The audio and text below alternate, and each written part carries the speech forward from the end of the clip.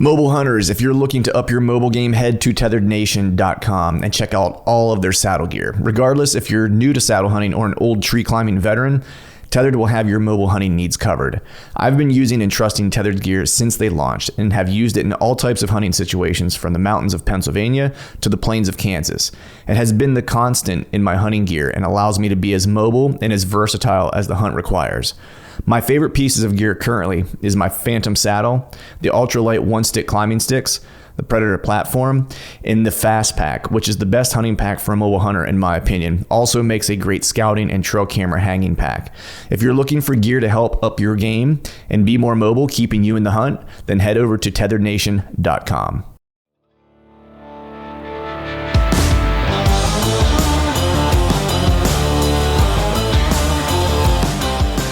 Welcome to the Truth from a Stand Deer Hunting Podcast. I'm your host, Clint Campbell, and you're listening to episode number 341. Today, I'm joined by Joe Miles of Osseo Gear to talk about travel hunting and hunting a single mature buck and much more. So stay tuned.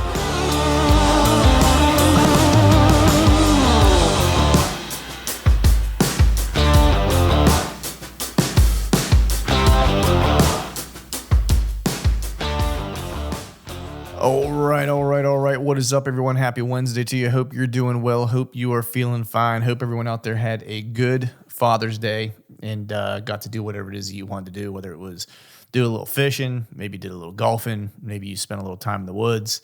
I actually got a chance to get out in the North Piece this past weekend and was hanging out with a buddy of mine, and he's actually kind of familiar with this particular area, and he took me to a couple places that he had some historical, kind of knowledge of, and kind of showed me around. And so this piece is just still continuing to be, a learning process for me. Really, the area that we went into is a super cool area. And I just, shout out to him. It's always good to, meet good people that are willing to kind of,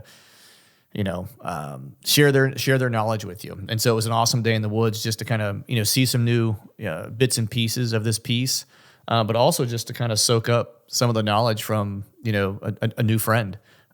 He's a killer hunter, lots of success, and super humble dude about his success. We were kind of joking about that as we were kind of scouting, but it's always good to kind of pick the brain of people, that are finding success in these, in these particular areas that are hard to hunt. And so it was, I was thankful to spend a day with him, kind of, getting a sense of how he sees these woods. Because I'm certainly picking up bits and pieces of things along the way. But there's nothing like, getting that firsthand experience of someone who's hunted at an area for, maybe 20 years plus, who has found, a fair amount of success on it, to kind of get their perspective and what they look for and how they kind of see the woods and things like that. So it was awesome weekend. Had a great time. I'm going to keep this up front short because I'm a little bit on the struggle bus today. Once I got home from that outing, ended up, coming down with something, fever, and just didn't feel great. So I'm going to kind of cut this up front short and just kind of jump right to it. We have today, my guest is Joe Miles of Osseo Gear. If you don't know of Joe, he is a straight killer. He's been doing it for years. He's traveled all over the world, hunting just about any species you can possibly think of. But his passion is really, whitetails. And if you see his wall, if you're watching the YouTube video, you'll see part of his wall behind him, and it's just littered with whitetails. And he's from the South, and so he started whitetail traveling, early on, just because he was, in search of a certain type of hunt and a certain caliber of deer that he just wasn't going to necessarily find, in the Carolinas, where he's from. And so, when it comes to travel hunting and getting it done, Joe does it with regularity, and just has a wealth of knowledge whenever it comes to just chasing whitetails. His game is really, one of persistence. We kind of joked about it a little bit, where, he's just a grinder. When things aren't necessarily going his way. We talk a little bit about this, mindset and, some of these grueling hunts when you're out of state and things just aren't going your way. And he has a really cool story about how he had to kind of pivot in the middle of one of his hunts. But, the quote that he used or that he said that really kind of caught my attention was that his kind of view on a hunt, especially like an out of state hunt, and when a deer's getting the better of him, is that A lot of times people can get down and be like, man, I'm just not seeing this deer. He's a ghost. I don't know where he's at. Maybe he's dead. I don't know. Maybe I should just, give up or pack it in or head home or whatever the case is. And his motto is kind of, every day that I don't kill that deer, I'm one day closer to killing him. And I thought that was an interesting way to kind of look at it, kind of, silver lining, if you will. So without further ado, we're going to go ahead and just jump straight into the show. And as always, thank you all for listening. All right, folks, welcome back to another episode of the Truth from the Stand Deer Hunting Podcast. Today, I got on a fella who has, I'm going to be honest, man, a little envious. He's been to just about every state you can possibly imagine to hunt whitetails. And that's one, if anyone listens to this show for any length of time knows that's something I'm into. But I have on Mr.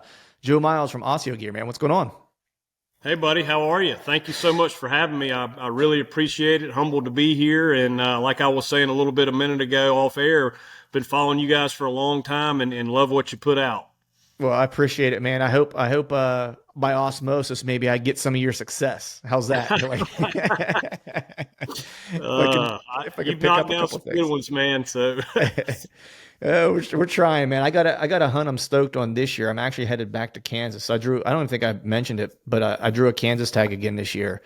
And that is, I've just fallen in love with that place. Like if I could hunt one place, only one place ever again. If someone said you could hunt, from September till December and you could hunt, Pennsylvania, like where I'm from, or any other state for that matter, or you can hunt Kansas, but you can only hunt 2 weeks out of the year, I would still choose Kansas just because I love that being on the ground, chasing them spot and stock. That's just, I don't know. From the first time I did it, I was like, man, I think this is all I really want to do.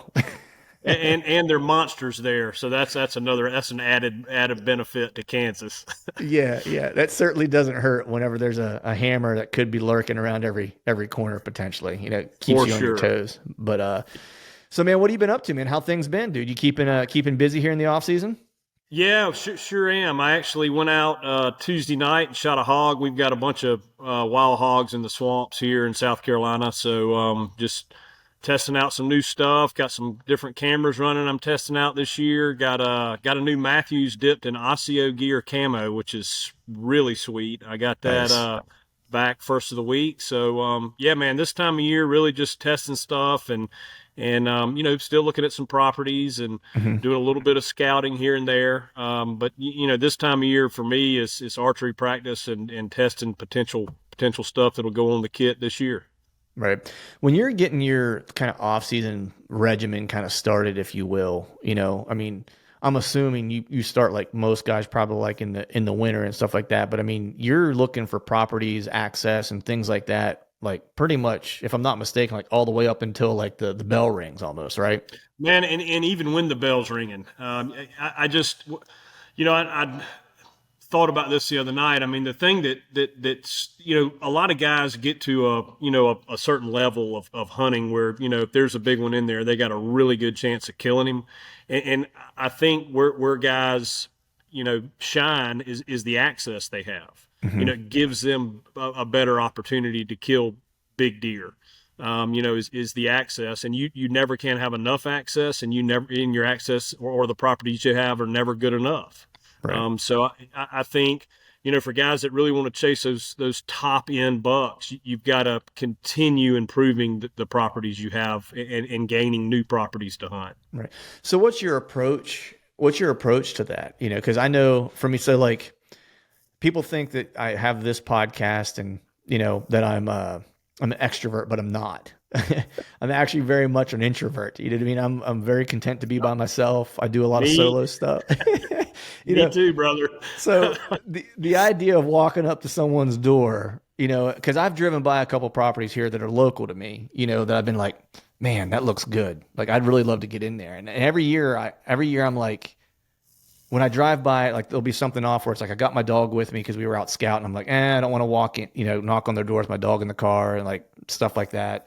Or it's like I'll be all dirty because I was out scouting. I was like, I don't want to show up on their front door looking like a mess. So I always come up with a reason why to not knock on it. But the true reason is because I just don't want to go knock on the door. Yeah. So what's I get you. Yeah. So what's your approach, man? Because I know, like, I was, I'm heavily influenced by the way John Eberhard has hunted, like historically, it was, there were water, we were talking watershed moments, when we off air before we started. And it was actually reading one of his books was like tremendously helpful to me.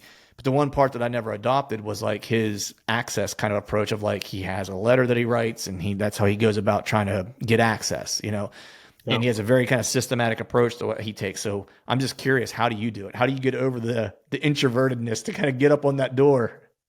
So believe it or not, I have never knocked on a door. You kidding me? I have never done that. No. And so my approach is probably different, and it's going to sound overly simple, but mine is relationships and exhausting those relationships to the bitter end. I have found I get a lot better opportunity to hunt properties when you, for example, you and I become buddies, and you're not a hunter per se, but you've got an uncle in Iowa. And you call your uncle up in Iowa and say, "Hey, I got this buddy in South Carolina. He'd like to come up and hunt the family farm." So I don't care if it's the UPS driver that shows up at when I around people, I talk to them, I ask questions. Trade shows like this year, I got access to a really nice property in Ohio, and the guy owns it, and he said, "Man, if you'll come up here and show me how to hunt a couple of other farms, you can have this one to yourself." And again, when he came up to the booth, I mean, this is just an example. When he came up to the booth, he said, "I'd love to get some help on some of my farms in Ohio. and he showed me a couple trail camera pictures, and they were giants. Right. And, a lot of times guys will just, whatever. No, I mean, that's an opportunity. Big deer. Did I say Iowa? I meant Ohio. I hope I said Ohio. Yeah, I think so. Ohio. But yeah, so I followed up with that and stayed in touch with him, got his phone number, went down there, walked his properties with him, showed him, some spots that I would change up and some stand placement that I would change up, some access routes I would change up. And then he took me over to this 30-acre spot that's surrounded by a nature conservancy. And he said, you treat this one like it's yours. And I walked in there, and there's rubs as big around as my legs in there. And, it's not hunted. So that is an opportunity. But back to what I was saying earlier, it may be the mailman, the UPS driver. It may be the waitress you meet at a restaurant. I start those hunting conversations anytime I'm around people, which I don't necessarily, like we said, like being around too many people. Right. But when I am, I start that conversation, and I'm telling you, the more conversations you have like that, the more people you're going to realize. We were at a Carolina baseball game the other night, and one of my wife's girlfriends said she grew up in Ohio. I didn't realize that. And I said, "Well, I bet you got some family friends up there that have farms." "Oh yeah, my uncle's got a big farm. Do they do any hunting?" "No, he doesn't do a lot of hunting, but he's got some farmland and stuff. Well, there's an opportunity." And she calls Uncle Johnny and says, "Hey, I got a guy that wants to talk to you about hunting." It just seems for me that when you have, I guess that's coming in the back door more than knocking on the front door. You're coming a different way. Now, I have driven to small towns in Illinois and gone into the local diners by myself and kind of played that poor, pitiful South Carolina boy that just wants a place to hunt. I've definitely done that, and that's worked before. Those feed and seed stores or farm co-ops, go in there, and there's always a little girl running the desk there, and you can talk to her, and all the farmers come there. So I'm more about figuring out a way other than knocking on doors, because that would intimidate me, I think, too, going up to somebody's home during their private time and actually knocking on a door. Now, you talk to the guys at Seek One, the Lee Ellis and those guys, and that's all they do. And man, they've killed phenomenal deer doing that. So multiple ways to skin a cat, but that's just my approach. Right. I guess I kind of follow a similar approach just for public land kind of learning, right? So like, I'll give you an example. It's all relationships. And I love that, because it's, you're helping somebody out, or you're giving someone some information, or in that case, like the guy was like, "Hey, can you give me a hand, take a look at this property or whatever? You can kind of do this, treat this piece as your own or whatever." What I've done is, I've made some of my best hunting buddies, through the podcast and kind of like going to a piece and scouting. There's a piece that's kind of like in Northern PA I've been working on for like, this will be the third year. And it's big woods. It's like, I don't know, between the two pieces that are connected, I want to say it's like 80,000 acres or something like that. And trying to learn that on the fly was going to be hard. I actually just made a friend or two who live in that area, and they were like, "Hey, if you're going to come up, like let's scout together." And I was like, "All right, cool, yeah." So we went out and we scouted together and stuff like that, and then we became good friends.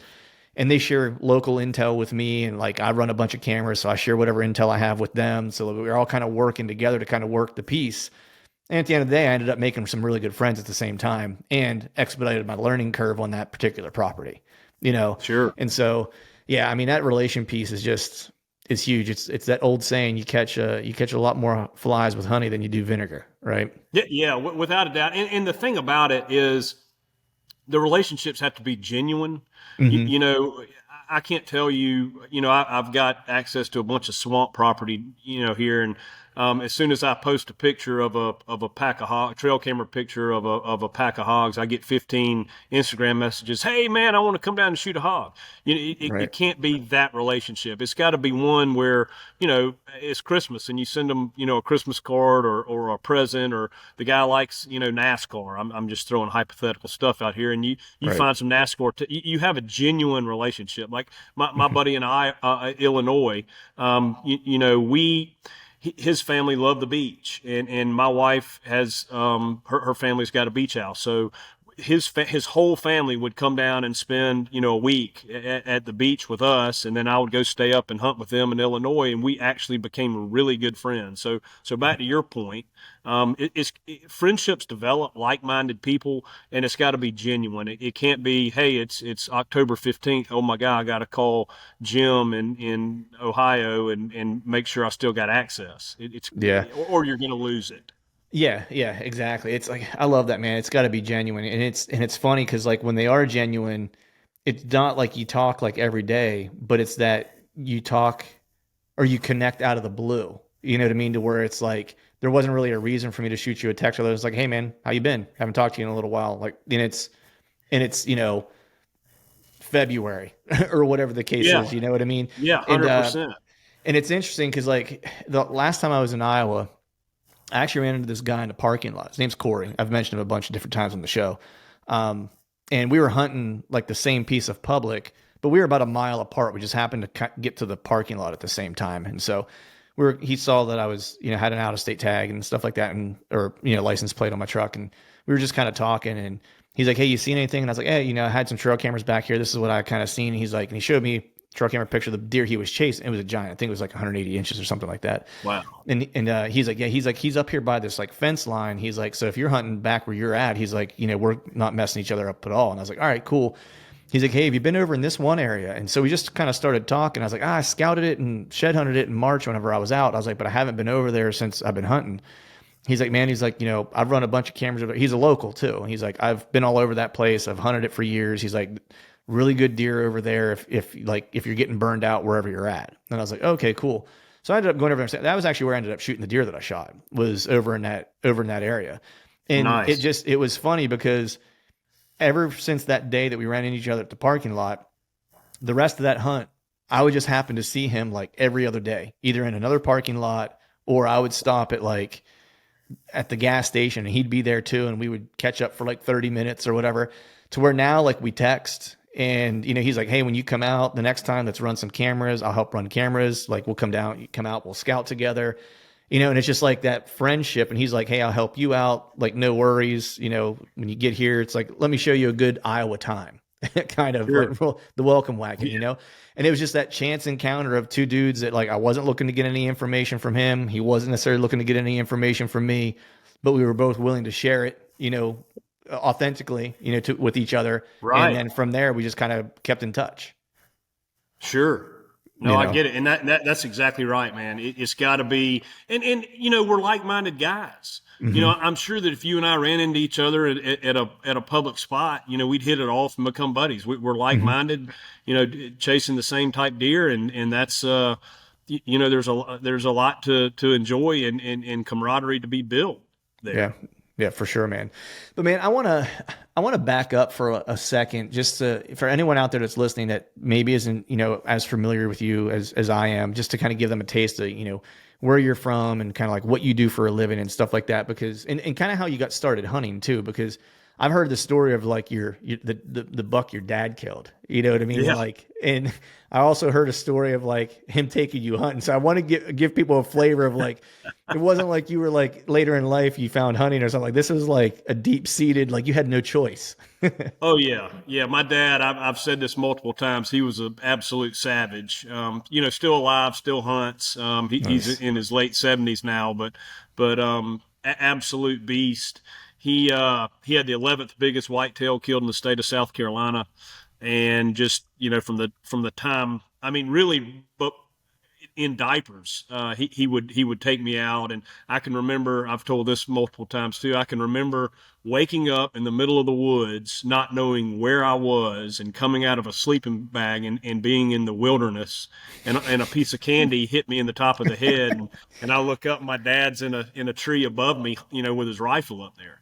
That's the kind of guy he was, and he killed 50 bucks in a row without missing one. Kind of got me going, and he was all about letting me make my own mistakes real early. He gave me in South Carolina. Our rifle season comes in August 15th and goes until January 1st. So he got me a little 243, and kind of when I was 12 years old, kind of turned me loose and sent me on my way. And it bit me. And then when I got to be 16, he got me a bow, and I airmailed one over the top of a doe at about 30 yards, and it was absolutely hooked on bow hunting from then on. And that's kind of my dad and whole family hunted. And again, we're out of South Carolina, and you asked me kind of what I do for work. I've got a camouflage clothing company called Osseo Gear, and a couple other businesses that we do. And yeah, that is just, we're hunting 24 hours a day. If we're awake 7 days a week, it's either working on creating better gear or doing some hunting. I love to hunt different stuff too. I hunt sheep and goats and hogs, and, anything that's in season that I can get after, I love to hunt. And so that's, kind of my life. Right. It's basically, if it gets in front of you and you got a stick and string in your hand, it could be in trouble. Is the Yeah, net. I hope so. Yeah, yeah. It may get scared or it may get killed, one of the two, but something's going to happen. Right, right. That's awesome. So, two questions on that. So, one, your dad killing 50 deer in a row, like without a miss. Like, I'm thinking to myself, like, that to me is almost more impressive than killing like a giant buck, like than killing like a 200-inch deer, maybe. Like, that's a Yeah, long rip, dude. yeah, man. But see, in South Carolina, we used to not have a limit on bucks. You could Okay. shoot 20 bucks in a season. Yeah, we have a limit now. You can shoot five. You shoot 5 bucks, and I think it's maybe 10 does. You can get extra doe tags. Hmm. So there'd be some years that he'd kill 10 and 11 bucks in one season. Wow. Yeah, but he was quote unquote a trophy hunter. I mean, we ate a ton of wild game. I mean, anything Sure. that had hamburger in it, we ate, and he was a big proponent of that. No waste of anything. And he just was. I mean, literally, man, it was. When we got out of school, sometimes he'd get us at lunchtime on Friday, and we'd be back for school on Monday morning. And we had Right. an old camper that he would pull, and he had a big lease on the Savannah River. Anybody's familiar with South Carolina, down in the kind of the low country. It was a huge swamp, and then there was a hill with some ag on it, and it was an old plantation, and they quail hunted it, and he had all the deer hunting rights to it, and that was his passion, and it got into me early. And he was a hard working man, just or still is. I mean, just really a hard working guy, and it didn't matter what he was doing. If he's growing tomatoes or hunting deer, I mean, he's going to have the best tomatoes Right.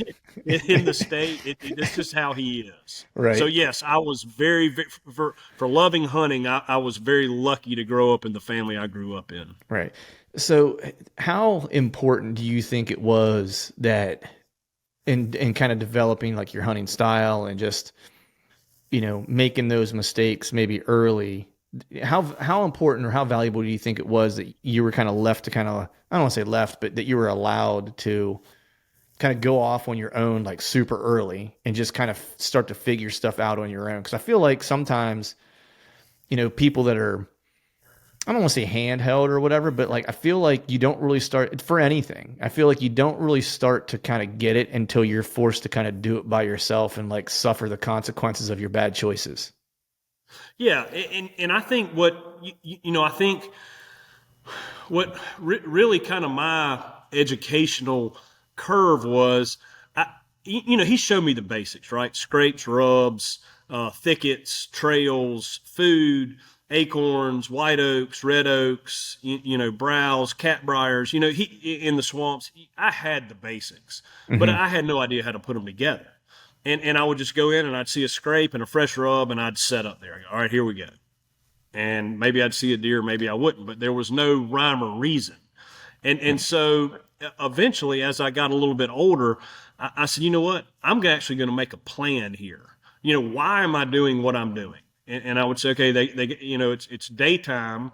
They got to be sleeping over here. I think they're sleeping, being young. They're bedded Hmm. over here, and I think they're going to go to this white oak. So I'm going to get in the middle and put this plan together. And if it works, great. And if it doesn't work, we'll see. And that's where I think a lot of guys, there's so much information out there now. There's that we didn't have, you and I didn't have growing up, that can get you way ahead of the game. But until you make a plan and fail or succeed with that plan and file that away, and that's how you start to master your craft, right? Hmm. You make that plan and you implement it, and it works or it doesn't work, but you dadgum learn something, and then you move on to the next one and you make a plan. And I just, when I go in the woods, I'm always why is this, why is that, no, I wouldn't do that because of this, always the why. And that's kind of how I educated myself into. I mean, they're wild animals, and I think whitetail hunting is more of a game of chance, and you have to do things to stack things in, stack things up in your favor, and making those plans really does that. Right. At what point did you start asking that why question? Like what was the thing where you're like, you know what, you know, that where you went, I guess when you stopped taking things at face value and you were like, there's Yep. something beyond like what I'm just seeing, and I need to figure out what that is. Like, what was the thing that kind of started tipping you off that that was what you needed to do? I hung a stand that was, you could call it a funnel, but in the swamps, it's really hard to have funnels unless you have a river, or I guess it was really an edge.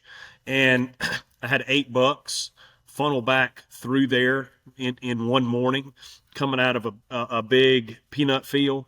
Um, and I said, okay, this is something, right? There is a absolute reason that I saw 8 bucks and I killed one of the nice ones out of the group, but I sat there and more bucks funneled through there and other deer. And I said, okay, I got to figure this out. What is, this is probably 18, 19 years old. What is going on here? Why is this spot so much better than the other places I've been hunting? And Hmm. I blew it up, completely blew it up. Walked in there, huge wet thicket, deer beds spread out everywhere, end of October. Up on the top was an old peanut field that had been harvested but had a bunch of peanuts left in it. And they had been feeding out there all night. They were coming back down into that thicket, and it kind of pinched them down on that edge where they felt safe walking through there. And I said, okay, this is the kind of things I need to replicate. Right. And that's really where Right, where it's like you figured out like, hey, this is the thing that's moving them in this direction, right? And this like they've got to kind of pass through this little area, and this is like something I need to start to look for in other places. yep. Yeah, nice. And then So it then you know then it go ahead, I'm sorry. no, I was gonna make a transition, but I want you to go ahead and finish your thought. No, I mean, and then then it kind of morphs into 3 parts of the season. Early season, which everybody that listens to your show is certainly aware of. Food, rut, pre-rut, funnels, and then late season food again. And then you make your plans around that time of year, and what state you're going to hunt and where you're going to hunt, and what your access allows. Right. You don't want to hunt a funnel property early season because you're just going to screw it up. You're going to wait until they're using that funnel, and if that's all you've got is a rut funnel property, you can still kill a great deer. You don't want to overhunt it early because it's going to be pointless to do that. So, Right. those are the things you start putting together. Right. Yeah. I think a lot of people probably make that mistake, right? Like they get so gonzo for hunting. Like as soon as the season comes in, they want to be in, right? And whatever property they might have access to, that's what they hunt. And they don't think about what is this thing actually set up to do, whether it's a piece of private that you're able to hunt, or whether it's a piece of public or an area of public that you've hunted, you know. And you end up ruining it for whenever it could be good, you know. And I think like Yeah, that's especially a lot of young 100%. hunters, man, like you don't look. It's a hard lesson to learn, right? And it's even me like at this point, I still get so amped up like for the season that I'll want to go in, and just and hunt, you know. And it took me years to finally go, you know what? I need to have some burner spots.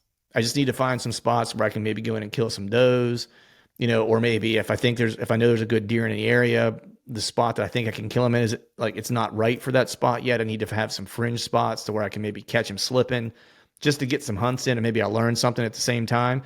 A lot of what I used to do, I still do this, but is even just go in and I scout areas that I probably would never really want to hunt, and I'll use those just on like bad weather days where it's like, I don't know much about this area, but the wind isn't right for any of the spots that I want to be in. So I'm just going to hunt this spot today.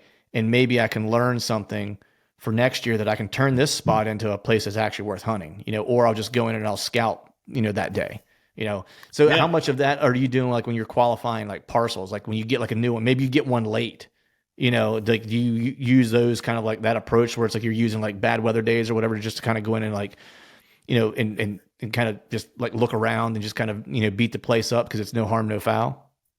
Yeah, I mean, now I kind of have my spots, kind of Kentucky for early, and then Mhm. obviously here in South Carolina early, Kansas, if I'm drawn, or Ohio for rut, and then Ohio late season because their season goes so late. So Mhm. I've kind of got things set up, but like we talked about earlier, always trying to get access to new and better. But yeah, man, I mean, I did a thing the other night for the Hunt Better thing, and we were talking about a property in Missouri that I got access to in the rut, Mhm. and I went in there and hunted the property as I scouted. I mean, but it was jam up, and I ended up killing one really quick. But I mean, that was a property that, man, I stand on back. Basically, I went in and drove the perimeter, found a like an old cattle pasture. I could drive down a big block of timber, and drove down that block of timber instead of walking it. And there were scrapes all up and down it. There was a little bit of ag left where a little sliver of timber came out to it. And man, I just went in and started hunting right off the rip. So I think it just depends. Again, I knew that was going to be a good rut property because it had a huge block of timber, and it did have some ag, and it had some fingers that came out of it and connected some other big blocks of timber. So I knew that was going to be something that I could hunt right then. Whereas if it had been, a giant cut bean field with you just had a little bit of access into the woods, that's a property that I would have just probably shelved and not even messed with then, because I'm thinking, okay, that's going to be a place where they're probably going to be more of an early season type thing, or late season if I can get the guy to leave some food, or whatever it may be. So it just depends on what time, that it just depends on what time of year and what the property looks like, and what it might set up for, as to how you treat it, different times of the year. Right. That's interesting, man. So how often, I'm just curious, because I mean, I know you do your due diligence and you've got, places where you're kind of planning to go, but have you ever had kind of like a hunt go south on a piece and you're like, man, I just got to get off this piece, and like you go get access somewhere else, or whatever the case is, and now you're just going to have to fly blind. Like how often does Well, that so happen? so so that it happens some, but that exact scenario is what happened. A buddy Oh, of okay. mine and I had a lease in Kansas, Mm. and I had been hunting in Illinois, and I'd killed a nice buck in Illinois, and went to meet him in Kansas at our lease, and it had a big power line that ran through the middle of it, and the power line company had decided to set up their helicopter pad right in the middle of our 80-acre lease, Oh and that man. was going to be where they fix power line for the next 2 weeks. They fly up, and I don't know the Right. transformers or whatever they're replacing, and we talked to them. They're like, "Yeah, we're here until the 15th of November," and Oh, so my buddy man. that was from Arkansas, he just said, "I'm out of here. I'm this. I mean, I'm telling you." the helicopter was blowing everything up, as you can imagine. You're just coming in, Yeah. landing, picking up stuff, going back out, coming in, landing. And the landowner was like, sorry, you don't get your money back, too bad. And my buddy from Arkansas said, I'm just going to go home and hunt. And I said, well, I'm not. I mean, I'm in the Midwest this November. I'm going to find something. So I started getting on the phone and call some guys and finally got a realtor buddy of mine. He said, oh, yeah, I got a friend that rifle hunts his big farm in Missouri. And, there's some good deer on it, and I'm sure he'd let you go in there and bow hunt, especially after what happened to you. If you wanted to go in there and bow hunt for a week, I'm sure he'd let you do that. And sure enough, he did. And so I transitioned over there and looked at an aerial, had an idea what to do, and went in. And that's a situation where you'd be uber aggressive because you got limited time, the rut's going on, or really it was pre-rut. It was right at the 1st of November, end of October, 1st of November, and so. Yeah, that's where it was just running gun, stand hung where I could see a long way, to see where deer were filing out, and went to the hotel, showered, went back, got in the tree, and man, just that was the plan, was just to hunt, break down, move, hunt, break down, move, hunt, and I did get lucky and got one fairly early, but that's a scenario where things went completely awry, and instead of throwing in the towel, use the resources and don't give up. Right. Opportunities are there. Right. Yeah.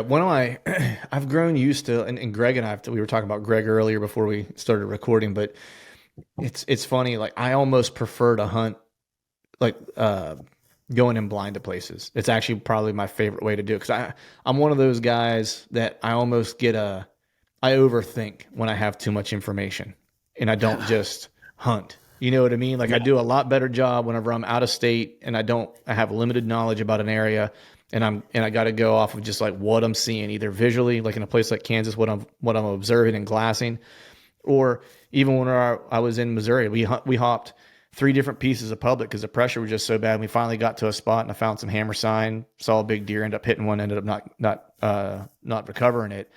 But I think, Chad was with me on that. Chad and I were together on that hunt, and we got to that piece, and I think we were there. We showed up right around 2:00 by the time we got there and got in the woods. And between 2:00, let's just call it Friday or whatever it was, and 7 a.m. Saturday morning, he missed a 130-inch deer. I saw a 150, and then he saw a 160. And I ended up hitting one and losing it. And that was all by 7:30 the next morning. So we weren't even there 24 hours. It happened quick. Like that's getting after it. You know what I mean? It's like, yeah. But like, it's one of those things where we just went in and we both were just like, we got limited time. We only have a couple of days because we were headed to Ohio right after that. So we basically had to like Sunday and we were gone to Ohio. And so just like go in, read sign, find hot signs, set up and see what happens. And that was kind of the approach. And I do way better when I do that. Around here, I'm like, all right, I got this scrape, these deer, they're doing this. And then for whatever reason, they'll be like 40 yards in some thicket and I can see them, but he won't give me a shot. You know what I mean? It's like, it's exactly what happened to me last year, man. I was on a killer primary scrape. October 18th is my favorite day of the year to hunt. And 2 years in a row, target deer shows up to this community scrape. And both times I couldn't get an arrow in him. Last year he bedded down 40 yards downwind of that scrape and just checked that scrape bedded. And I just watched him for 2 hours and he just got up and walked away. One picture of him last year on September 19th. Never had another picture of him. Saw him that on the 18th that day and then never saw him again and never had another picture. That was it. Yeah. I mean, I knew he was in the area. That's why we love it, man. That's why we love it. Yeah. I mean, it's like, and I'm like, I'm bound and determined to kill one in there too. You know what I mean? It's like one of those things where it's like, I know they're in here. I'm going to kill one here. I just have to figure out, where I need to set up. So this year I went in and kind of figured out like I need to move trees about 30 yards and it'll put me in a little bit better of a spot, Yeah. But man, how did you, so, I fell in love with travel hunting. It's like, it's my favorite thing to do by far. I look forward to it I love hunting my home state of Pennsylvania, but I love getting in my little travel trailer and just like taking off, chasing white lines and just ending up somewhere. How did you get into travel hunting? When did that bug bite you? Yeah. So really necessity for me, our deer in South Carolina don't get real big. And if I wanted to get into those bigger antler sized bucks, I was going to have to go to the Midwest. That was kind of what we were going to have to do. And so, I couldn't afford that or really even dream about that till after college. Right. That's when I really started doing that, and started out in Illinois. Again, made connection through business, and got to go out and actually hunted public in Illinois. It was one of those, you have to shoot a doe to earn your buck, and I never will forget the first morning I was sitting there, and having come from South Carolina, and I see these big legs of this deer coming down the coming down the ridge, and all I can see are the legs, and I'm like, oh my God, this is going to be a 200-inch whitetail. I'm gonna shoot my doe after I shoot this buck. I don't care. And it was about 170-pound doe walked out, and I was just blown away. I don't know that it was 170, but it was, our average doe is 80 to 100 pounds here, and this was definitely 150, 160-pound deer, and I ended up shooting her. But and really, that, even though it was just a doe, that really, I was like, these deer are giant. And then, of course, going into these guys' houses and seeing what they had on the wall, and that's where it all started for me. And from there, started making relationships in Illinois, and then ended up with a really good track in Illinois that I had to myself that I could hunt, and killed 3 really big ones in there. And then morphed into Kansas, into Alberta, into Texas, into Mexico, into Ohio, Missouri, and just, that's just kind of how it all. And I will say, man, I'm 48 now, and I've traveled a lot, and still love it, and will continue doing it. But I really love hunting these swamp bucks here at home too. I hunt on the Congaree River Basin, and it's just big expanses of most of them are like timber farms with a little bit of food, a little bit of ag, a lot of thick cutovers and stuff. And these bucks are smart, and they get hunted a lot, and they're really challenging. And you work your tail off, and you shoot a 125, and you've man, it's like a 190 in Kansas. Very, very similar. You kill a 4.5, 5.5-year-old buck in the county I'm in South Carolina, and that's an old deer, and you had to do something. You either got super, super lucky, or you did something very, very right. So that's. Back to your question, that's what bit me, was the giant antlers and the giant body sizes, those Midwest deer. And I just said, I don't care what it takes. I'm going to do this every year. Yeah, man, I can attest to that. I remember when I first went to the Midwest too, and I saw my first, like, just deer. And I remember it was a doe, same as you. And I was just like, goodness, man. I was like, and I'm in Pennsylvania, where we do have some decent size, decent bodied, deer, but going to Ohio, I was just like, that was the first out of state trip I took, was to Ohio years ago. And I was like, golly, man, I was like, that is a big body freaking doe, Yeah. And then when I finally went to Iowa and Kansas and stuff, I was just like, goodness. Like, I thought they were big in Ohio. You know what I mean? It's like some of those deer in Kansas, man, looked like sides of beef. You know what I mean? Like, just their body size is just, they're huge, man. Like I saw some big deer in Iowa, and I was like, man, those are big deer. And then my buddy, he had hunted Kansas. He's from Iowa, and he had hunted Kansas before me. And he was like, he's like, you think the deer in Iowa are big? He's like, wait till you see the Kansas body size. He's like, it's a different animal. And I was like, really, man? I was like, because the deer here are big, dude. He's like, no. He's like, antler wise, he's like, pretty comparable. He's like, body size, he's like, Kansas deer are just long, big, like just big animals. And I saw like the first, and I saw the first one, and I was just like, goodness, dude. I was like, those things are just different, It's why when I'm on those solo trips, I'm always kind of like, I don't know how the hell I'm gonna get one of these out of here by myself. You know what I mean? I was like, order it up like an elk. That's right, dude. So on all your travel hunts, man, because you've been everywhere, hunting whitetails. I know you've hunted a bunch of different species and stuff too, all over the world, essentially. What's been your most challenging hunt to date? Man, it's funny you say that. It was probably the buck I shot last year. The Trax buck? The Trax buck, yeah. Okay. And two reasons. The buck was really, really smart. And secondly, the deer density was very low in that area. And the first year I hunted that deer, I think I hunted 17 days straight. and 7 or 8 of them were daylight to dark. And there was probably 4 or 5 days that I saw more coyotes than I did deer.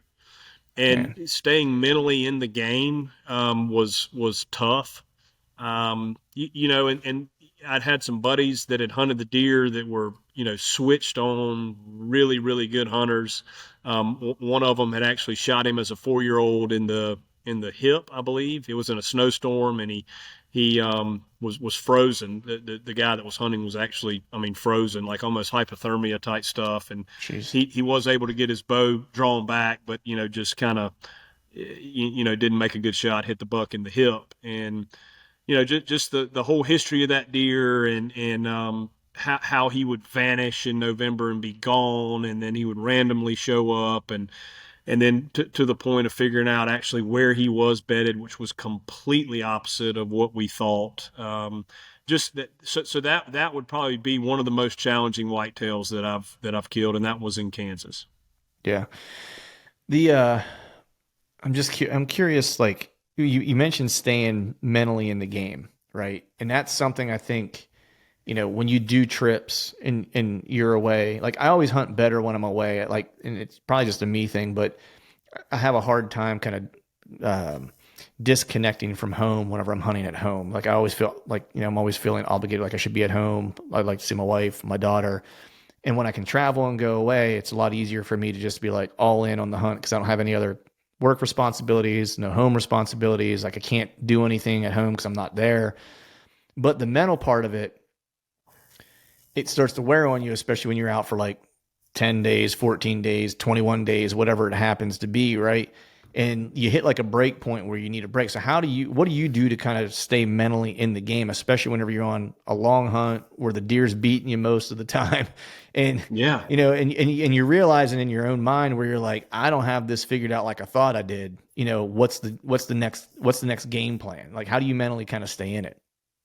Well, and that's just the key, right? The key is being, and that's a lot of guys will day 3, day 4, day 5 of -4, -5 temperatures, 15-mile-an-hour winds. I got a work issue. I got to get home for. Mm-hmm. They'll talk themselves out of it. My whole thing again.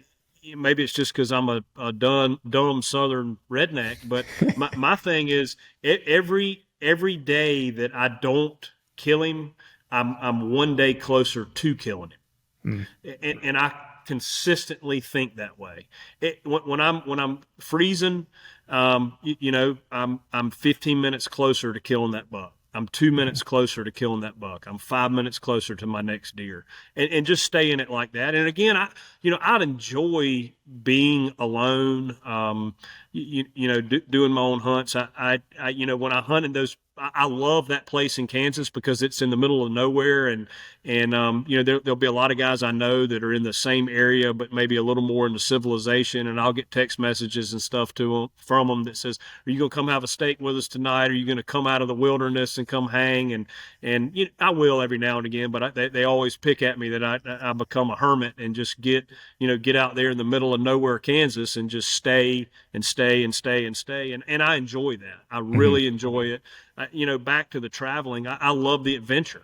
Mm-hmm. I love going and looking over that next ridge or in that next woodlot or that next mountain or whatever it may be. I love the adventure. I've always been like that since I was little, just going and exploring. And so with the whitetail stuff, traveling and doing it and staying mentally in it, it's what I love, and just set my mind right and stay on task. Yeah. It's funny you say that because I know, like, I'm the same way. I either travel with Chad, Sylvester, he and I either Yep. travel together, and hunt, or I'm usually by myself. If we're not doing it together. And when I took that Iowa trip, it was a solo trip, but I did have a buddy who lived out there that didn't live far from where I was hunting. And he had a lease that was close to his place that's where he typically hunted. And I was only probably like 25 minutes from his house. And so he would text me just about every day after I get out of the woods, like, "Hey man, you want to come over and grab some dinner, or you want to go, out to a restaurant and grab something to eat, or come over, the wife's making dinner if you want to get a hot meal and whatever." And I'd always like, no, I just ate something. I'm going to go to bed. Because I was like, man, this is my like 16 days of doing the thing that I really like to do, and I want to be all in it, Yep. and I kind of felt bad because I did eventually make it over at one point, but I feel like if I separate myself from it, it's harder for me to get back in it. If I just put the blinders on and be like, this is what I'm doing for the next 16 days, and I don't have an option. Like, it's the discipline part. It's like you do the thing that you don't really want to do, but you just do it anyway. Like, because there's mornings Yep. where it's like cold, you don't want to get up, but it's just like, this is what I'm here to do, and I'm just going to go do it anyhow. And that's kind of 100%. how the way I push through it. Yep.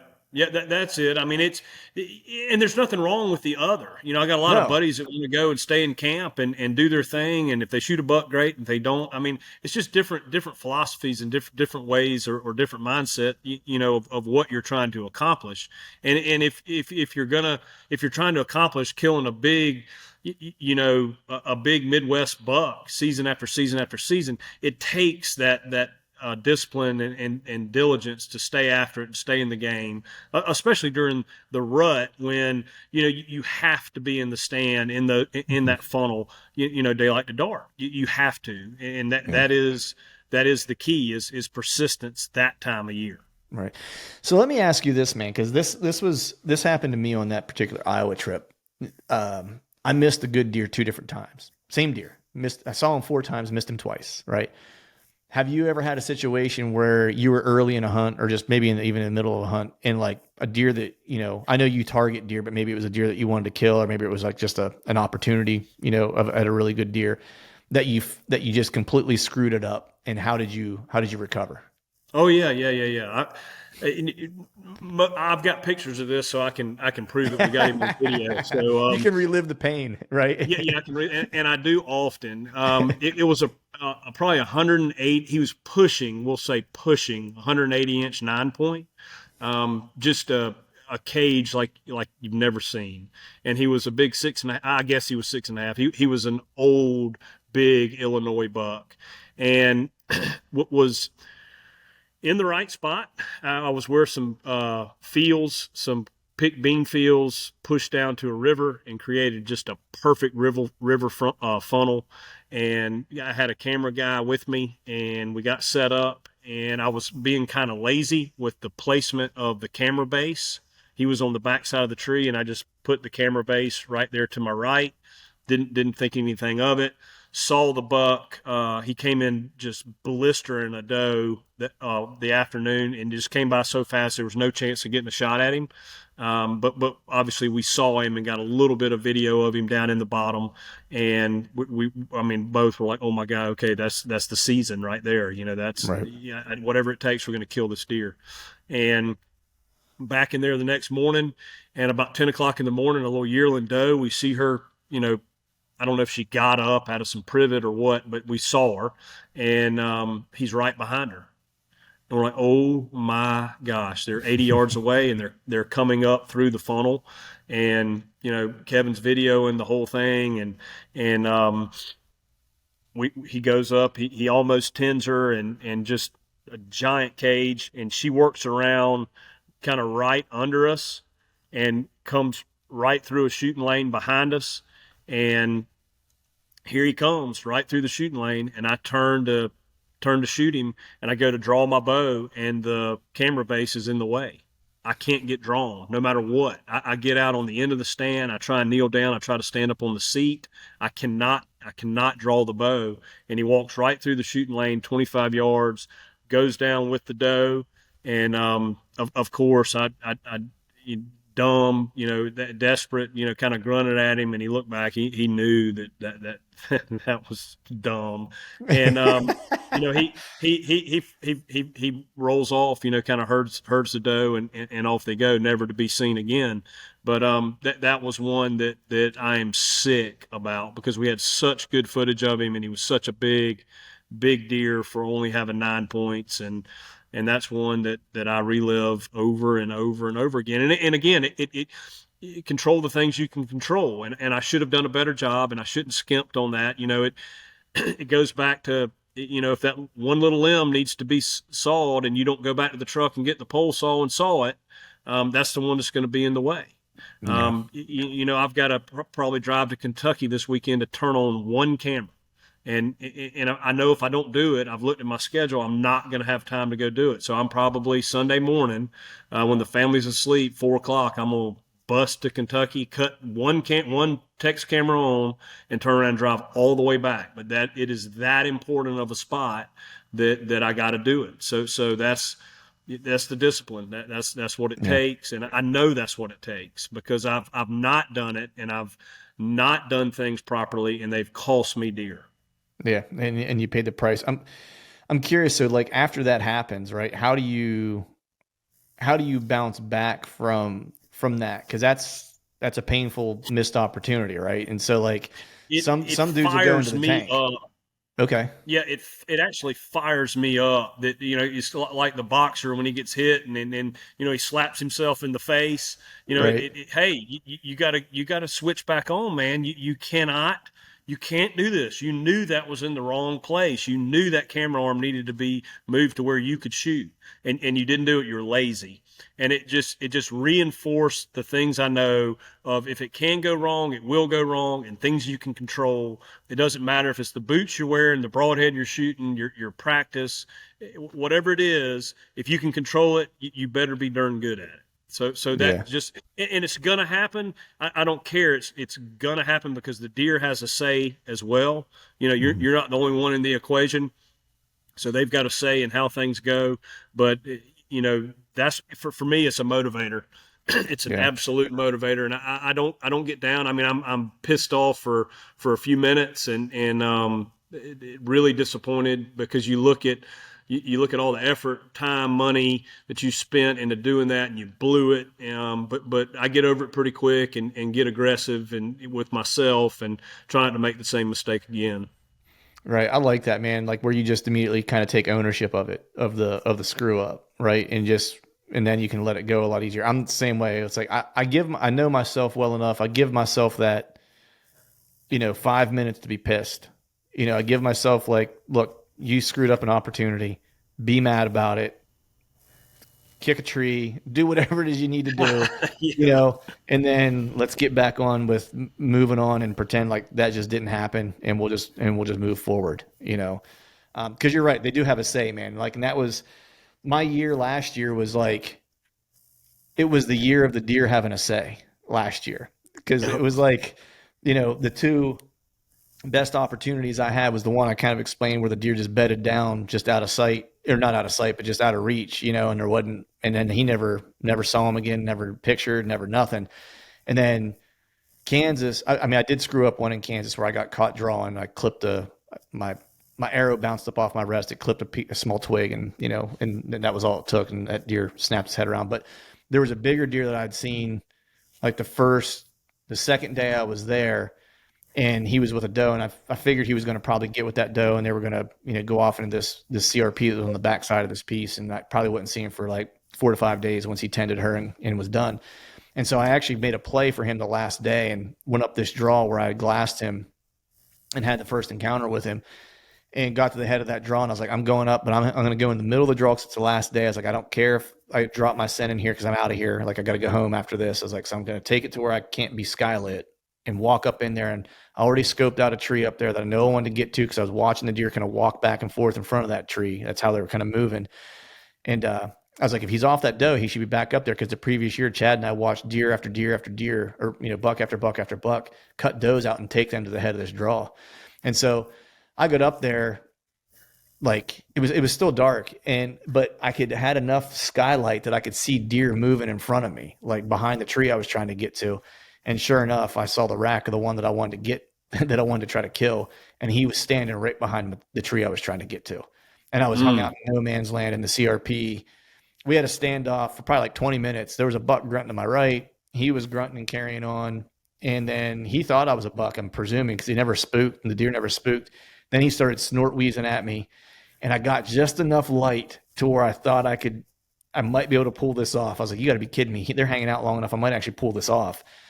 I got behind this little tree, scuffing my feet, grunting. So you'd think I was just a deer, but I didn't pick my feet Yeah. up and walk like a person. I scuffed them.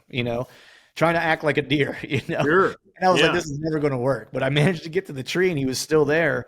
And so I snort wheezed at him again. He snort wheezed and snapped his head around and came walking right to me, like right toward me. And I'm like, you Wow. got to be kidding me. This is going to work. And I knew there was a line of like locust saplings by this tree because I'd hunted this area. Actually, the second day, I actually made my way all the way up to the head of that draw and I hunted it that day and I hadn't hunted it since. So I knew where those locust saplings were. And I was like, I just need him to get in front of those locust saplings because I can't see them. I got enough light for my pin. I can see his body well enough. I can put a pin on him. I just can't see the saplings. And I knew where he roughly needed to be, and he just wouldn't get there. And I didn't want to risk taking a shot and not being able to see those saplings, end up wounding him and having like a whole, Oh yeah. trying to find him and all that bullshit. So I ended up not taking the shot, and he walked away with that doe. And he gave me a show as I was leaving that night. It was the last day of the hunt. I'm driving out, and in my headlights, I see a buck. And I was like, is that him? And he's running along the side of my truck, chasing a doe in a cut bean field. And he was like, 160 inches, all Yeah. kinds of like junk at his bases. It was like, I got like the great look at him because he was like 10 yards from my truck running right beside me. Oh man. Yeah. Yeah. But that, you know what? That's what fires us up to get back Dude, after. that was like, I was like, I want to stay for another 2 weeks. I was like, Yeah. I was like, I would stay for another 2 weeks. I don't care. I was like, it was just a cool experience. Awesome deer, just a specimen of a whitetail. And to have that close encounter like that, where he actually thought that I was another deer and he was, grunting at me and snort wheezing at me and stuff like that. It was just like, I was like, that would have been, it didn't work out because it would have been too perfect. It would have been too good of a story. You know what I mean? Just to Right. have that, Yeah. Yeah. Yeah. That's right. Yeah. you know, Yeah. you know. But man, when you take your trips, because you mentioned Kentucky, you've mentioned Illinois and Kansas, like, how do you time out these travel trips? I mean, do you kind of pick specific states like that you're going to hunt like specific times of the year, and like, 'cause, I mean, Yes. Kentucky, obviously early Yeah. season makes sense, but like, how are you kind of prioritizing where you're going to be throughout the other parts of the season? Yep. So I kind of this is my plan of how I approach it. I've got my early season stuff here at home, August 15th, where I can velvet hunt. So that's a done thing. Do that every year and try and shoot a swamp buck really early. And then I look at the September openers, and that'll be Alberta, Saskatchewan, or Kentucky. Normally, those will be the places that I look to go early, and that really depends on deer, Mhm. from scouting cameras, whatever it'll be. And then rut time, I've got a really good rut funnel in Ohio. I've got a really good rut funnel in Kansas, and then I've got a really good rut funnel in Kentucky as well. And it depends on the deer. Mhm. Kansas, I got drawn again this year. There was an up and coming buck that showed up after the tracks buck, and it's a really, really, really tight funnel, and I'll have cameras there. I'll have cameras in Kentucky, and I'll have cameras in Ohio, and those three states will be my rut states, and it's really going to depend on the deer. And Mhm. wherever the biggest one is, I have intel that there's a big deer, and then I'll go hunt that funnel, that one particular funnel, because and I had an opportunity. I don't know if you are familiar, and I'm sure you are, to spend some time with Bobby Worthington, and he and I have Yeah. become really good buddies over the last year. And Mhm. he is a woodsman like nobody else, and he just. I was always a funnel guy, but he really drove home funnels and how important they are, and how persistent you need to be in sitting there. And so that's my rut philosophy is I will first of all find if there's a big deer, and I may get pictures of him in October, right? I'll have cameras scattered around, but I do know at some time, or I don't know it, but I have a really good feeling that when the rut kicks off, the pre-rut kicks off, he's going to be pinched down through that funnel at some point during daylight. So if I get pictures of a deer that I really want to shoot and it's in Ohio, then that's where I'm headed. I'll burn that tag in Kansas, and wherever, because that's the deer I want to shoot or whatever. But then you also have backups, right? You've got Kentucky as a backup, Kansas as a backup. I just use that as an example. It could be the exact opposite. I could be in Kentucky, depending on what deer is where. So that's kind of my rut. And I don't do a ton of, I will at home, but traveling in that October 1st through the 25th, really. Although I killed the tracks buck on the 17th of October this year, but it was because the intel told me, and I knew right where he was bedded, and the intel told me he was daylighting coming out of that bed, so I had an opportunity there. But I don't want to burn those rut spots up that time of year, so I'll wait until that Thanksgiving all the way up. Not Thanksgiving, Halloween up until Thanksgiving. That's kind of my rut time. And then late season, it goes back to food again. And that'll be, what shows up late. I really like Ohio late. They'll get snow. They really come to food. You got a late, opportunity to hunt all the way until February there. So that's kind of how I plan my whole season out. Right. What do you have any target dates that you like to kind of that like historically for you have been good? Like say for example, like Kansas, there's a date that I try not to miss. Like if I'm going to hunt Kansas, there's like a specific date. I'm like, man, I need to be there like 2 days before it because I want to glass because I need to be in the woods this day because I've watched it 2 years in a row. And a buddy who's hunted that general area also tipped me off. He was like, don't miss this day. He's like, that's the one day of all days, be in the woods that day. I think traditional Midwest places, traditional Midwest places, the 7th of November is a magical day right around then. Some of the places I hunt, it'll be earlier than that if the deer density is less because those bucks get a little more anxious because there's not as many deer. And so it can be earlier than that. It can be the 28th, 30th of October that's absolutely jam up. They really start getting up and moving, because they got to find, they're looking for that first big doe that's going to come in. And where I think you have higher deer density numbers, that November 7th seems to be the time that, man, that can be really good. But a lot of it for me is weather dependent. If I get something unseasonably cool that last week of October, I'm feeling really good about that. If I've got a stinking 80-degree day, November 7th, I ain't feeling very good about that. Right. But right. Yes. So that's really that's kind of how I look at it. I am in absolute game mode starting the last part of October. And sitting on go depending on what's happening and where we're headed. But by the 7th of November, if it's decent weather, I'm going to be sitting somewhere most all of the day from then on. Right. That's funny because that's right around the date. Like for me, it's the 6th. That's the day in Kansas, I try not to miss. Like that's the day I need to be in the woods. I try to get there like the 4th, so I can glass part of the 4th and the 5th. And then on the 6th, it's like I figure out how the deer are moving, and then I go to the spot where I think they're going to kind of cruise through or be through, and then that's usually an all-dayer. And last year on that date in Kansas, I saw 30 deer, and I think I saw something like 8 bucks, I think, like total that day. It was just like it was the most deer I'd ever seen in like one time in the rut. It was bananas. So I try not to miss that date. I wanted to ask you, like, when did you start targeting a specific deer? Like, when did you transition from like hunting for opportunity to like now there's a specific deer and I want to kill that one? Yeah, probably in my late 20s. That's probably when I started doing that. My dad never really did that. He was always, if it was a mature buck, he shot it, and he was a big food guy. He loved acorn flats. That was a big thing near thickets, and makes sense, and it still works today.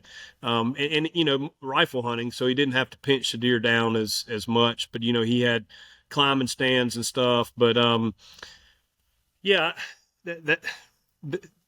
I guess that would be probably my late 20s is when even at home. And I think what really revolutionized that is the invention of the trail camera, right?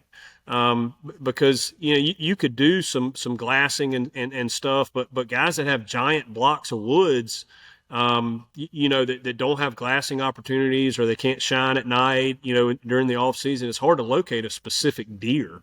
I mean, you can hear about it and you may see the deer, but I think the trail camera, really made that where you can run them and go, oh, I like that buck. He looks old. He looks mature. That's the one I'm gonna set my sights on this season.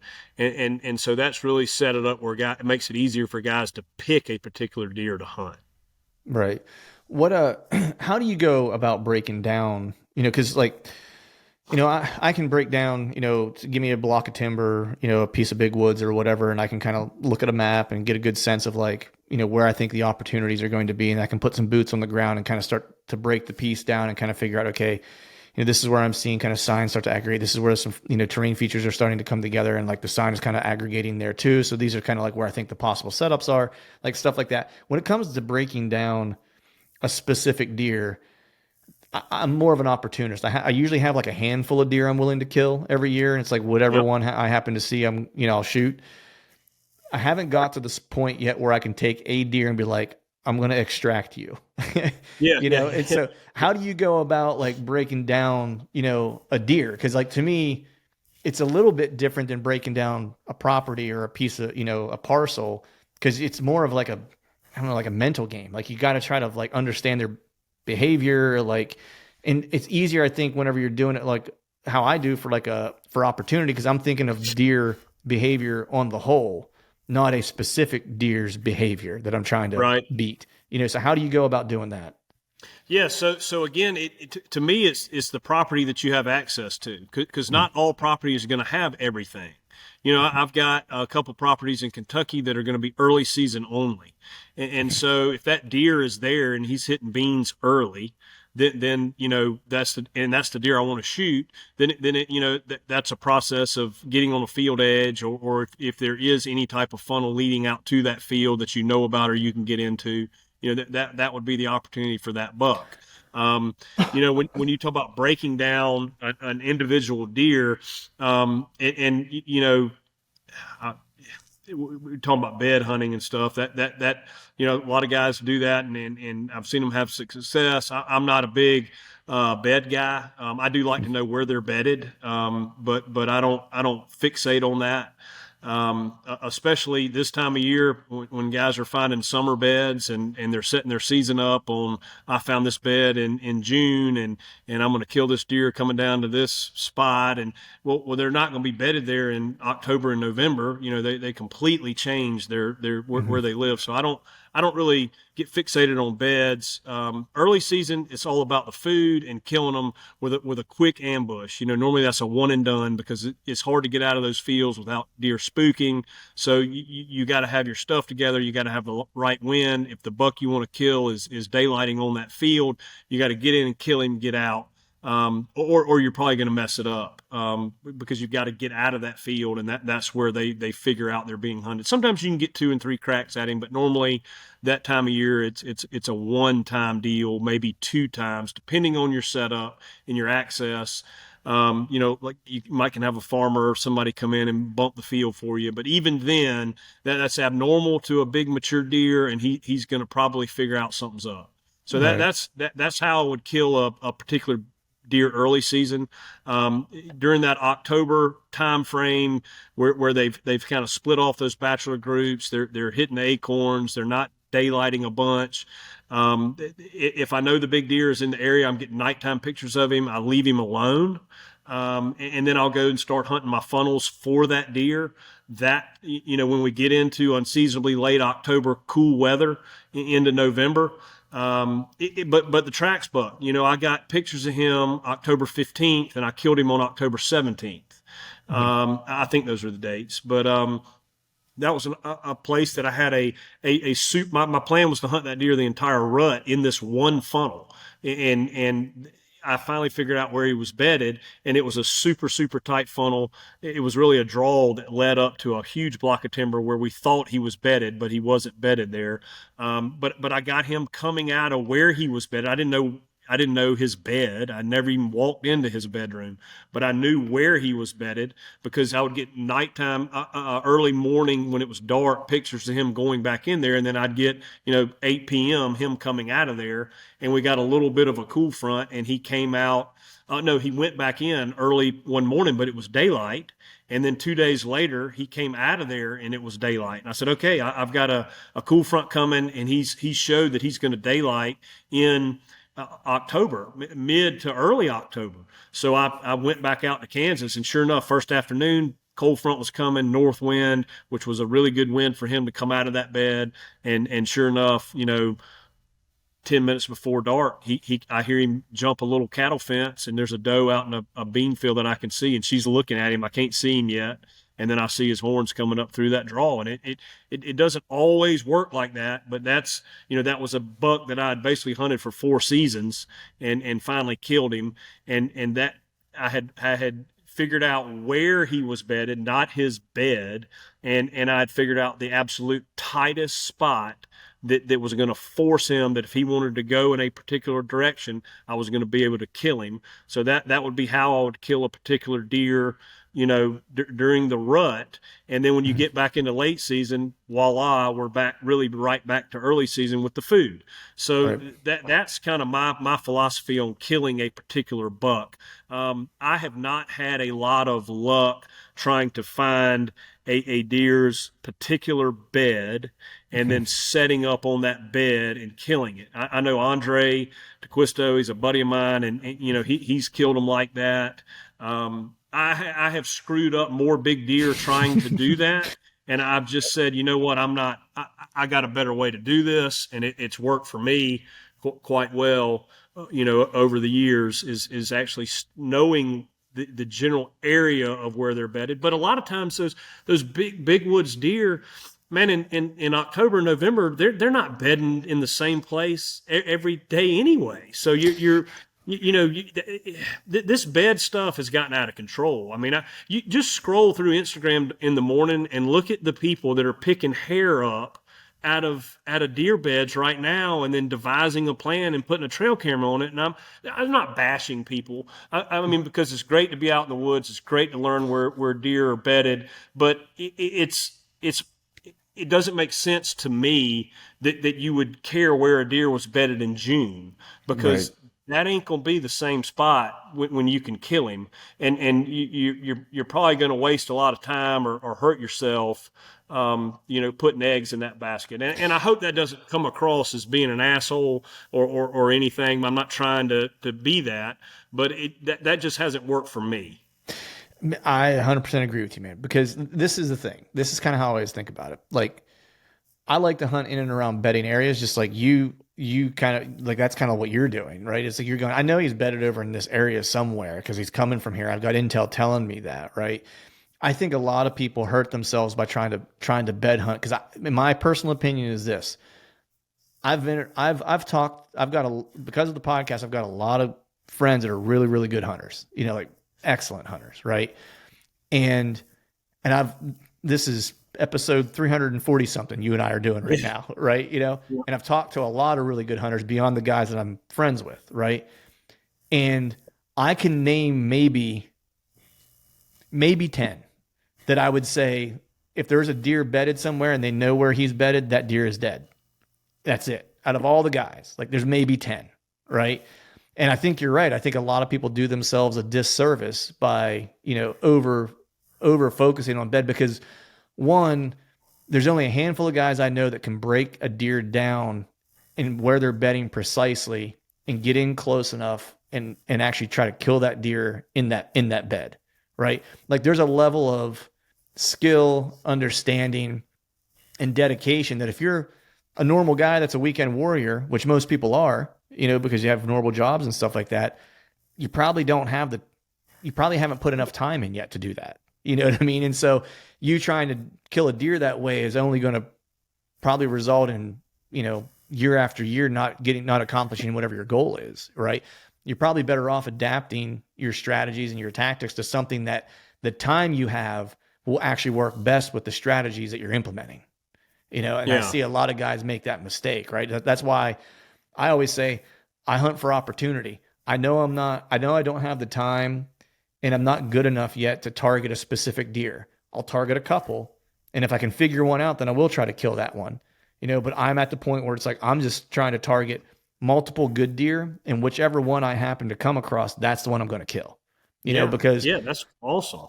yeah, because my strategies and stuff that I use and the time that I have, I can't dedicate a whole season to like a deer. You know what I mean? Like I just don't have the time to do that. I'm better off if I'm going to hunt and then I see a really nice 8-point that I haven't seen on camera, have no clue he even was alive.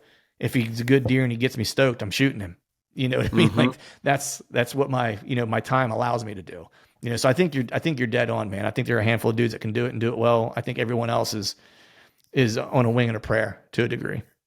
Yeah, it is. And there's a lot of disinformation out there. Yes. There's a lot of information out there that's going to send guys wrong. And I think if you talk to guys that are bed hunters, that's their, even Andre, you look at Dan Invault, this Andre's hunting a different scenario than Dan is. And I know both those guys and Dan's hunting these marshes where the pressure is so hard. If he doesn't get right up on the bed, that buck's not getting up in daylight. He's got to kill him right when he comes out of his bed. That's a scenario where I think bed hunting would yes. It's the only option. It's the only option. Yeah. And I think he would admit that he probably blows up more bucks than he kills, doing that.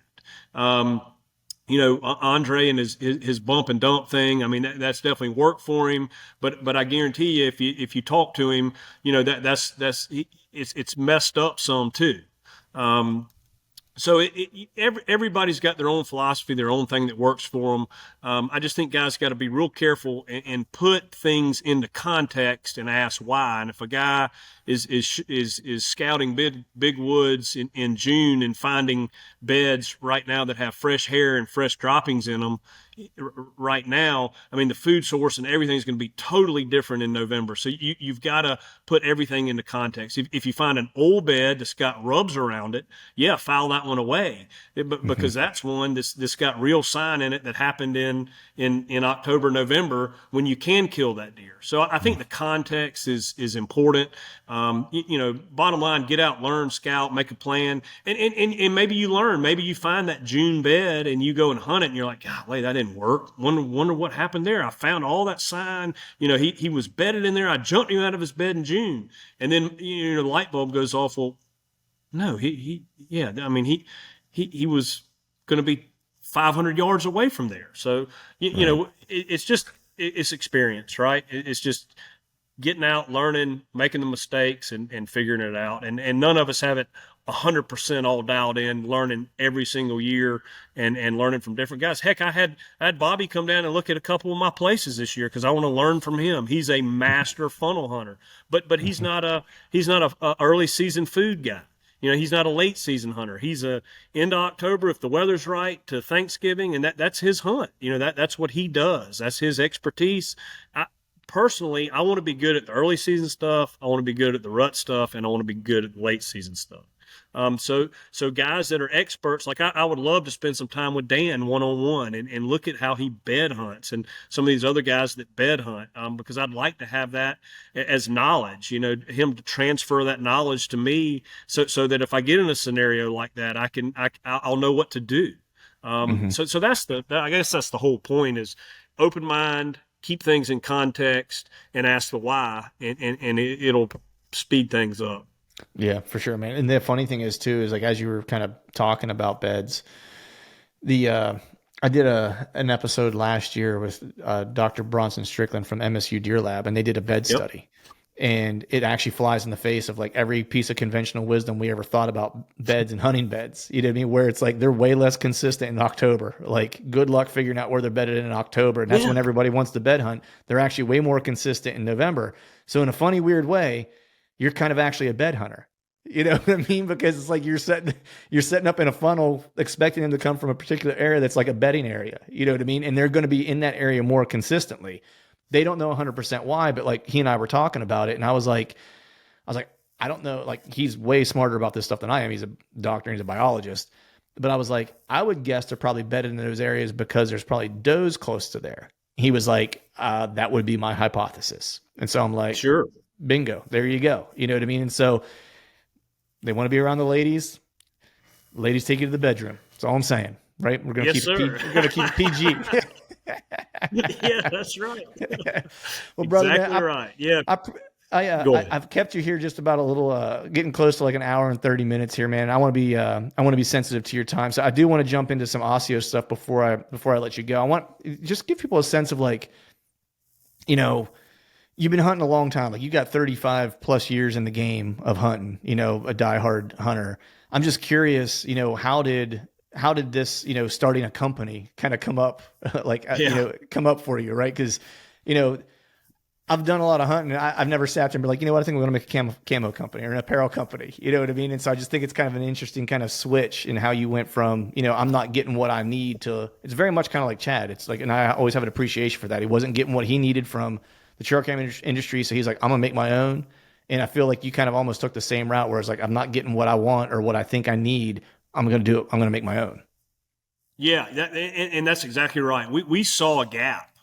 We saw a gap, between the really high end sheep and goat and Western hunting apparel that was so good. I mean, I hunted in cotton and flannel and a little bit of fleece and froze to death and looked like the Michelin Man. And then I got to go on one of those hunts and had to get some really good stuff and I got exposed to that. To that really premium stuff. And I said, my gosh, this is a game changer. I can sit in the stand longer, more comfortable, don't have to wear near as much. I need, and that can be created. I said, the problem I see is none of the camouflage makes sense to me. Look, guys kill stuff in flannel and blue jeans and every camo on the market. There's been guys that killed giant deer wearing digital camo. Digital camo was created to hide man for man. If you talk to Bronson again, you can ask him some about whitetail vision and that sort of stuff, and they don't see like we do. And my whole thing was I said, look, I would love to do this, but I'll never do it unless I can come up with a really good camouflage pattern that actually makes sense for a whitetail, tree stand type hunter. And, I'm sure a lot of the guys have heard the story about the owls. When I was going to pull a stand, two great horned owls got in a fight. One of them flew up in a tree, looked at him, walked to him. They completely vanished. Everybody's seen owls in the woods and know they're camouflage. Well, then we did, I got with some biologists similar to Bronson, but more, ungulate, I guess that's how you say that word, that study the eyesight and the actual, vision of those type animals and had a veterinary friend of mine do a ton of research. And squirrels and deer have dichromatic eyesight. They see exactly the same.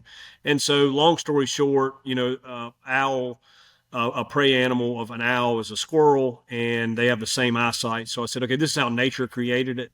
So if I'm going to be in the tree hunting an animal that has the same vision that nature created a predator to be able to hide from, then that's what my camouflage needs to be like.